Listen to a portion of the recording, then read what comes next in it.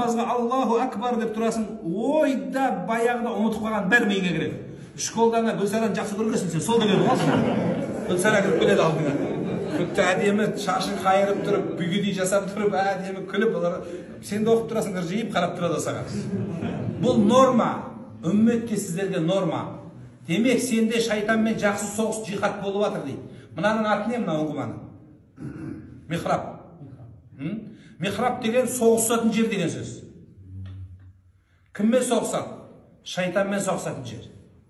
Демек, намазға тұрған адамды шайтан қоя салмайды. Болды, жақсы енді. Қой, бұл ана мына адам емес, қоя салайын демейді. Наоборот, шайтан сенмен быт-шытын шығарып сенмен соғысады. Сол үшін осы жер айтқан. Михраб соғысатын жер мынау дейді.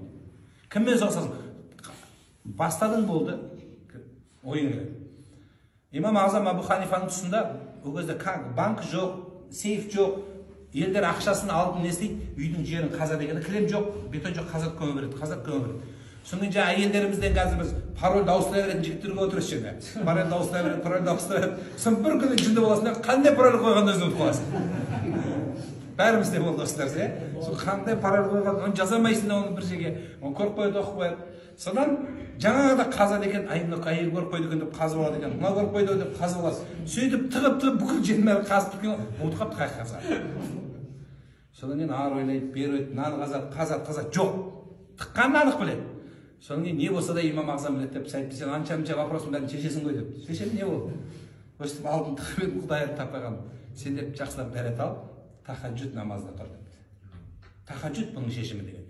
Сонымен жай дәрет емес, контроль двойной, тройной қылып тұрып жуып, жақсылап дайындалып, Аллаху Акбар дегенде шайтан келіпті де анау жерде тұр депті. Намаз қалады, жүгіріп келіп, қаспа жүріс астына шықсын. Намаз қалды дейді.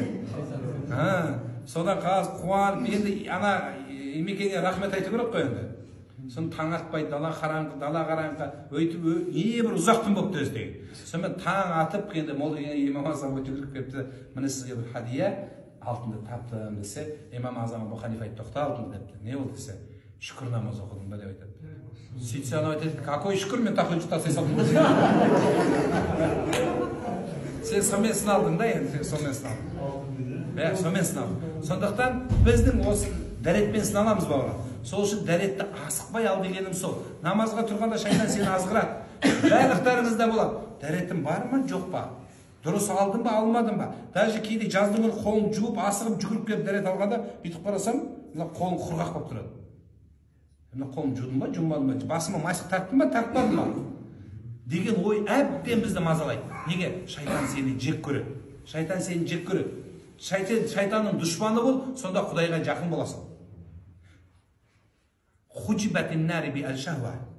Тозақ нәпсіге рахат нәрсемен қоршалады.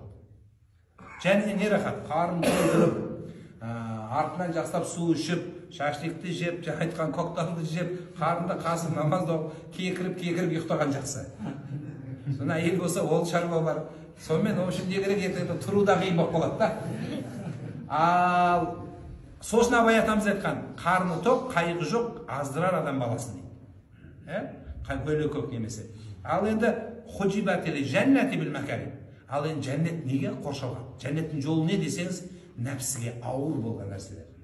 Ертең ерте тұрып, тәтті ұйқыдан төсектің үстінен шығып, іші суға барып дәрет алып, мешітке барып намаз оқу оңай деп отырсыздар ма? Бәленбай миллион теңгеге жақын қажылыққа, умраға бар, умраның өзі. Сол ақшаның ішіне миллион теңгені тастау оңай деп отырсыз ба? Өзіңе жетпей жатқан жерден бүйтіп садақа беру оңай деп отырсыз ба? Міне осымен сыналады пенде. Егер бұл нәрселер оңай бола беретін болса, бұл құлшылық болмайтын еді бізге. Аллахтан сені сонымен жақсы көремін дейді.